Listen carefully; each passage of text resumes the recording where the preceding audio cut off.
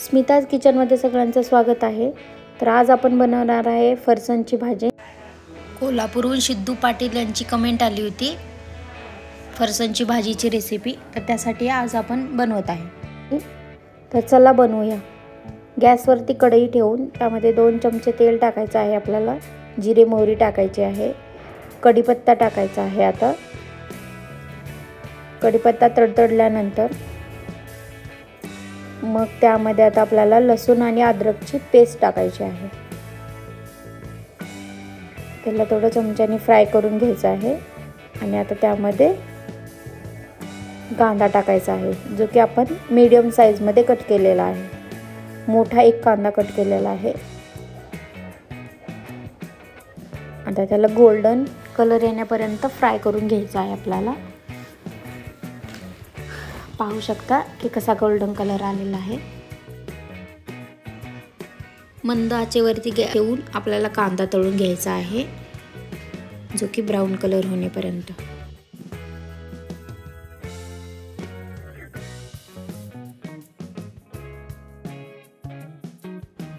Golden colour झालेला आहे आता आपला। आता त्यामध्ये आपल्याला 1 वाटी कट केलेले टोमॅटो टाकून घ्यायचा आहे।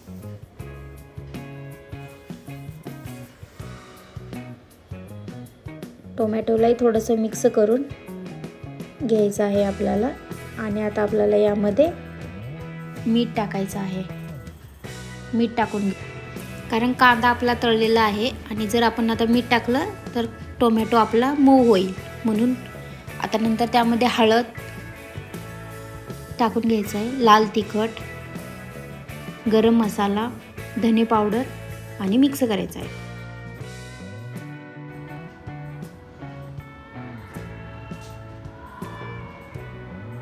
कंटिन्युअसली मिक्स करायचा आहे, कारण की मसाला करपला जाणार नाही। त्यामध्ये थोडीशी कोथिंबीर टाकून घ्यायची आपल्याला आणि मसाल्याला तेल सुटेपर्यंत चमच्याने फ्राय करून घेत राहायचं आपल्याला।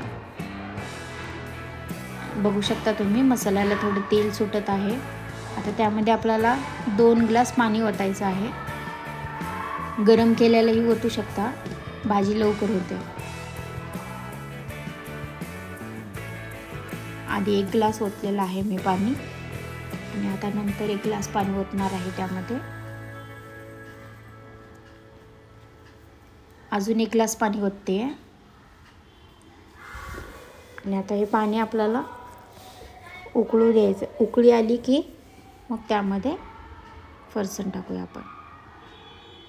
मस्त एक उकळी येऊ द्यायची आपल्याला। त्यानंतर त्यामध्ये 1 चमचा लिंबाचा रस टाकलेला आहे आपण।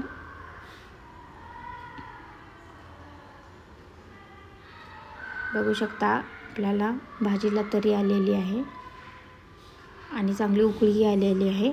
आता आपण त्यामध्ये फरसाण टाकून घेऊया।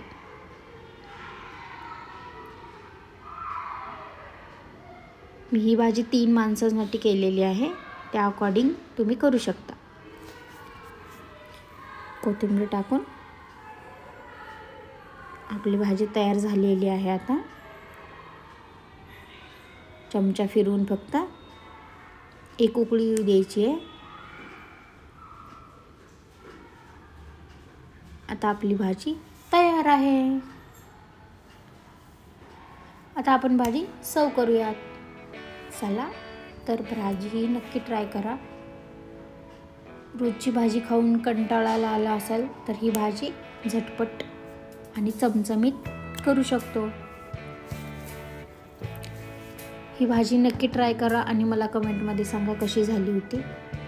आणि व्हिडिओ आवडला असेल तर शेअर, सबस्क्राईब, लाईक करायला विसरू नका। आणि असंच मला कमेंट करून सांगा की तुम्हाला कोणत्या भाजीची रेसिपी हवी असेल।